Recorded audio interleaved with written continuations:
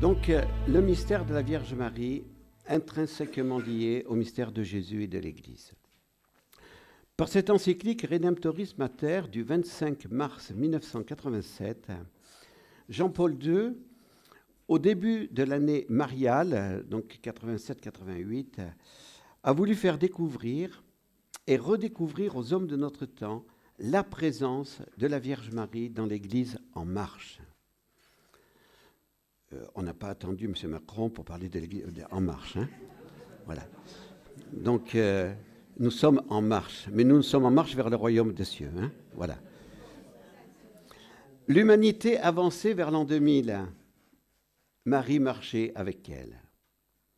Cette encyclique était dans le prolongement du chapitre 8 de la Constitution dogmatique Lumen Gentium de Vatican II. Les évêques de ce concile avaient été divisés sur la nature du texte sur la Mère de Dieu. Certains voulaient un texte à part, consacré uniquement à la Vierge Marie, et surtout par respect pour le mystère de la Vierge Marie. D'autres ont préféré un texte intégré dans Lumen Gentium, donc la constitution dogmatique sur l'Église. Et c'est cette dernière solution qui a prévalu. Des mariologues ont pu être déçus. Karol Wojtyła, je pense, a pu être déçu lui aussi. Les évêques polonais aussi. Mais peu à peu, ils ont compris que l'Esprit Saint avait guidé les événements. En intégrant la mariologie dans le chapitre 8 de Lumen Gentium, l'Église ne rabaissait pas la dévotion mariale, mais la confirmait. La dévotion mariale n'est pas une dévotion sentimentale, optionnelle. Elle fait partie du mystère de l'Église et du mystère du Christ. Voilà ce que le pape Jean-Paul II a fait comprendre dans son encyclique sur la mère du Rédempteur. Marie, dans le mystère du Christ et de l'Église, elle est présente dans le mystère du Christ, disait Jean-Paul II, par une prédestination tout à fait particulière. Élue de toute éternité pour être la mère du Fils de Dieu. Elle est la femme annoncée après le péché originel, prophétisée par Isaïe. Elle a été dotée de dons uniques et l'ange Gabriel peut lui dire « Salut, pleine de grâce, kaire ke karitomene ». Pardon de dire des mots en grec, mais pour ici, c'est très important parce que l'archange Gabriel n'a pas dit salut, il a dit kairé. Et kairé, ça veut dire réjouis-toi. Voilà. Et ce réjouis-toi rappelle les prophètes, veut dire ta joie doit être grande parce que le salut va arriver par toi. Voilà. Et qui est caritomine, c'est un mot unique dans l'Église. Dans toute la révélation, ça veut dire qu'il n'y a aucune autre créature qui est aussi pleine de la grâce de Dieu qu'est la Vierge Marie. Donc la Vierge Marie est l'Immaculée Conception, non marquée par les blessures du péché originel. Elle est aussi présente dans le mystère du Christ par sa foi personnelle, par son oui. C'est par ce oui, au jour de l'Annonciation, dit Jean-Paul II, qu'elle est entrée effectivement dans le mystère du Christ en devenant sa mère. Sainte Élisabeth, inspirée de l'Esprit Saint, lui dit « Bienheureuse celle qui a cru ». Et ce qui est remarquable, c'est que Sainte Élisabeth ne sait pas ce qui s'est passé. Elle ne sait pas que sa cousine a eu la visite de l'archange Gabriel. Et voilà qu'elle vient de lui dire « Bienheureuse celle qui a cru ». Donc c'est le Saint-Esprit qui le lui a inspiré. Cette fois, Marie en a vécu toute sa vie. Et au pied de la croix, sa foi a été héroïque, dit Jean-Paul II. Celui dont le règne devait être éternel mourait. C'était le plus cruel démenti aux paroles de l'archange Gabriel. La Vierge Marie n'a pas douté.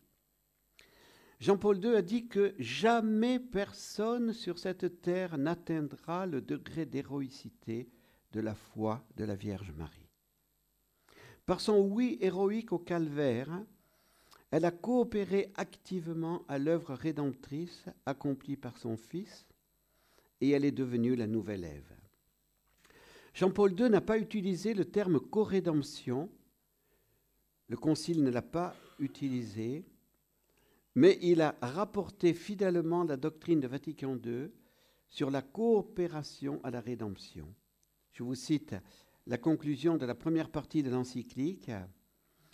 Il y a dans l'économie de la grâce réalisée sous l'action de l'Esprit Saint une correspondance unique entre le moment de l'incarnation du Verbe et celui de la naissance de l'Église.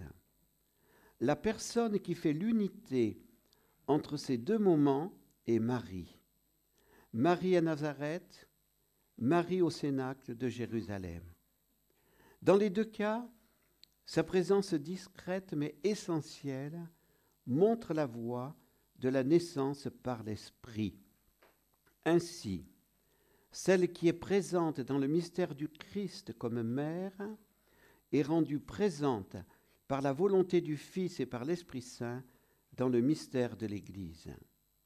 Et dans l'Église encore, elle continue à être une présence maternelle, comme le montrent les paroles prononcées sur la croix. « Femme, voici ton fils, voici ta mère. » Ces dernières paroles de Jean-Paul II révèlent que la mariologie, comme je l'ai dit, n'a pas été rabaissée. Alors, pardon pour le mot mariologie. Mariologie, ça veut dire qu'à l'intérieur de la théologie, la science sur Dieu, bien, il y a divers aspects. Il y a la christologie qui concerne le Christ et il y a la mariologie qui concerne Marie. Voilà. Hein. Donc, cette mariologie n'a pas été rabaissée en étant intégrée dans le chapitre 8 de Lumen Gentium. Le magistère l'a reconnu comme étant un traité théologique dont aucun baptisé ne peut faire l'impasse. La Vierge Marie est unie à jamais au mystère du Christ et au mystère de l'Église. Elle est pour toujours la Mère de Dieu et notre Mère. Sa participation au mystère de l'Église est une mission maternelle unique, l'enfantement des nouveaux enfants de l'Église par l'union à la croix de Jésus. Sa mission maternelle précède la mission apostolique des apôtres. Deuxième partie, la Mère de Dieu au centre de l'Église en marche. Jean-Paul II, citant le Concile, dit que par son intercession répétée auprès de Dieu, la Mère de Dieu continue à nous obtenir les dons pour notre salut éternel. Hein, l'action de la Vierge Marie ne s'est pas arrêtée au pied de la croix, où elle a participé à la rédemption. Elle continue maintenant. Elle est là, auprès de nous. Elle est là du haut du ciel. Et elle coopère à la mission de l'Église pour la naissance et l'éducation des nouveaux enfants de Dieu. Et Jean-Paul II cite plusieurs sanctuaires pour montrer cette action de la Vierge Marie. Fatima, Lourdes, Czestochowa, Notre-Dame de Guadalupe. Ces sanctuaires témoignent que les fidèles en tout temps et en tout lieu se sont tournés vers leur mère. On pourrait parler, écrivait-il, d'une véritable géographie de la foi et de la piété mariale qui comprend tous ces lieux de pèlerinage du peuple de Dieu à la recherche d'une rencontre avec la Mère de Dieu pour trouver dans le rayonnement de la présence maternelle de celle qui a cru l'affermissement de sa propre foi. Jean-Paul II a parlé aussi de cette marche de l'Église et de l'unité de tous les chrétiens. Donc, comme sœur Ursule vient de nous présenter d'une façon très, on peut dire, synthétique, mais en même temps très précise, cette question de l'œcuménisme, je ne vais pas ajouter à ce qu'elle vient de dire, mais je vous dis qu'à partir du numéro 29, Jean-Paul II a montré que la dévotion mariale ne nuit pas à l'œcuménisme. Et au numéro 31, il a donné un témoignage important. Je voudrais souligner à quel point l'Église catholique, l'Église orthodoxe et les églises antiques orientales se sentent profondément unies dans l'amour et dans la louange de la Théotokos, la Mère de Dieu. Non seulement les dogmes fondamentaux de la foi chrétienne sur la Trinité, le Verbe de Dieu qui a pris chair de la Vierge Marie, ont été définis dans les conciles œcuméniques tenus en Orient, mais encore dans leur culte liturgique, les orientaux célèbrent en des hymnes magnifiques Marie toujours Vierge. Jean-Paul II ensuite a parlé de cette mission auprès des pauvres, au numéro 37. Et la dimension mariale de l'Église, on peut dire, nous rend proches des pauvres. Car l'Église, si vous voulez, est maternelle. Et la Vierge Marie, dans son cœur de mère, va l'aider à se pencher sur les souffrances de l'humanité. Il suffit d'aller à Lourdes pour s'en rendre compte. Et voyez, ce n'est pas pour rien que Jean-Paul II a voulu que la journée mondiale des malades se vive le 11 février. Parce que Lourdes, c'est la cité des malades. C'est la cité des pauvres, la cité des malades du corps, la cité des malades de l'âme. Et donc, plus nous aurons une dimension mariale, plus nous agirons pour les pauvres. Dans la troisième partie de l'encyclique, Jean-Paul II a développé cette question de la médiation, Marie médiatrice de toute grâce, et il a voulu montrer, dans la fidélité à la tradition, que, bien sûr, l'unique médiateur, c'est Jésus, mais Jésus, lui, il agit en tant qu'homme, et la Vierge Marie agit en tant que femme. Jésus, la nouvelle Adam, la Vierge Marie, la nouvelle Ève. La maternité de Marie, au numéro 41, il dit, demeure sans cesse dans l'Église comme médiation d'intercession, et l'Église exprime sa foi en cette vérité en invoquant Marie sous les titres d'avocate, d'auxiliatrice, de secourable, de médiatrice. Par sa médiation subordonnée à celle du Rédempteur, Marie contribue d'une manière spéciale à l'union de l'Église en pèlerinage sur la terre avec la réalité eschatologique, c'est-à-dire eschatone, la fin céleste de la communion des saints, puisqu'elle a déjà été élevée au ciel. Ensuite, la dernière partie, c'est assez personnel, c'est Marie dans la vie du baptisé. Jean-Paul II, dont la devise témoigne de sa consécration à la Vierge Marie, selon la spiritualité de Saint Louis-Marie Rion de Montfort, Totus Tuus, ne pouvait pas terminer son encyclique par la dimension mariale de la vie d'un disciple du Christ, qui s'exprime précisément d'une manière spéciale par une offrande filiale à la Mère de Dieu qui a commencé par le testament du Rédempteur sur le Golgotha.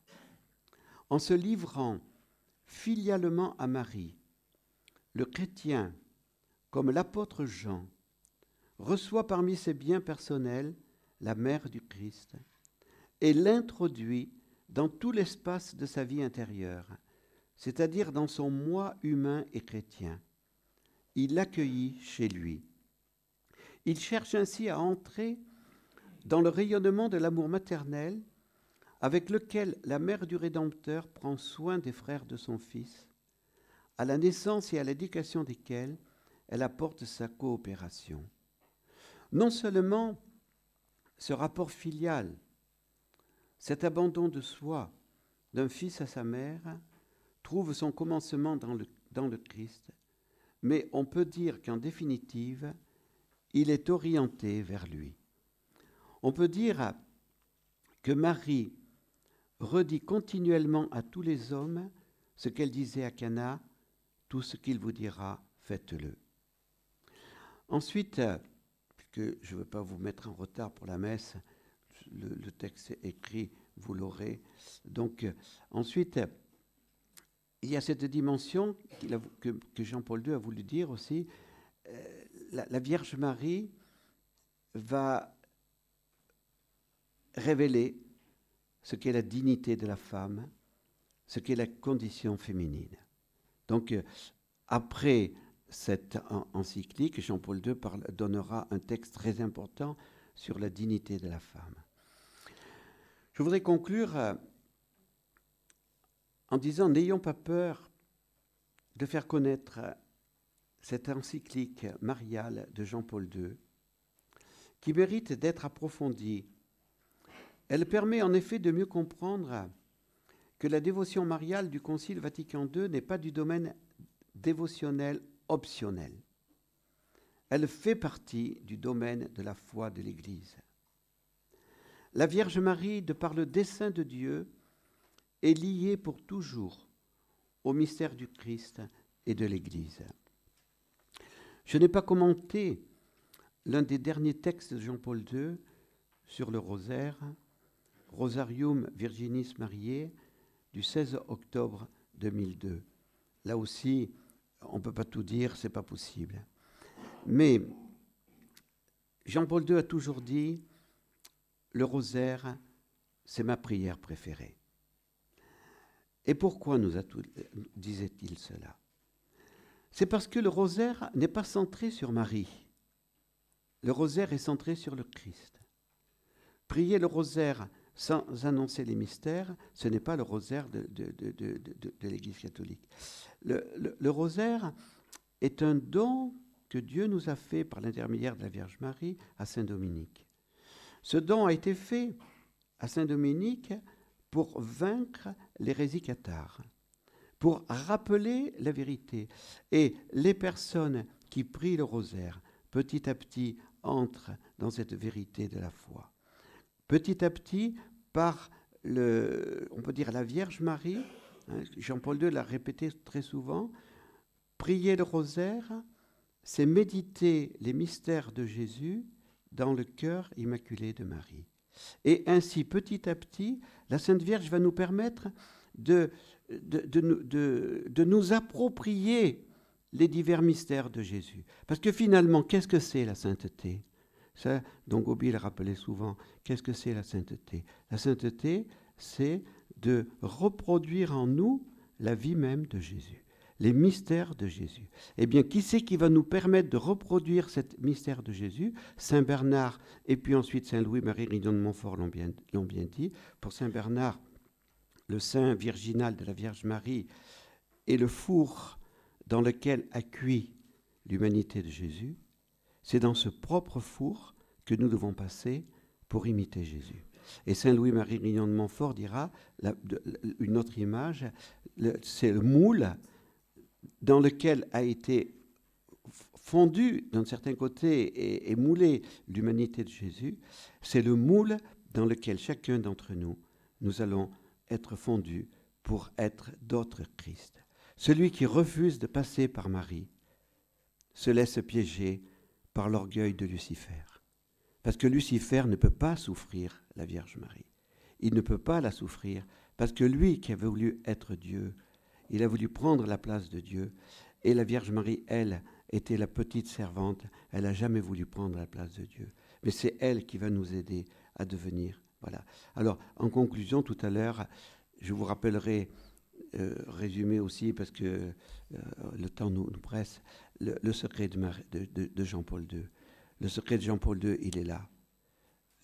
Lorsque il avait perdu tous ses membres, sa maman, son papa, sa sœur, son frère, il n'avait plus personne de sa famille. À 20 ans, il était seul. Et qu'est-ce que Jean-Paul II s'est tourné vers la Vierge Marie? Il a découvert le livre de Saint Louis-Marie Grignon de Montfort. Il a fait sa consécration et il a dit totus tuus. Et ce totus tuus, c'est tous les jours qu'il a rappelé. Et la Sainte Vierge lui a permis de devenir l'un des plus grands saints de l'histoire de l'Église. Voilà. Donc totus tuus. Et je ne dirai rien de plus. C'était ce qu'avait dit Jean-Paul II. Donc maintenant, je stoppe là-dessus.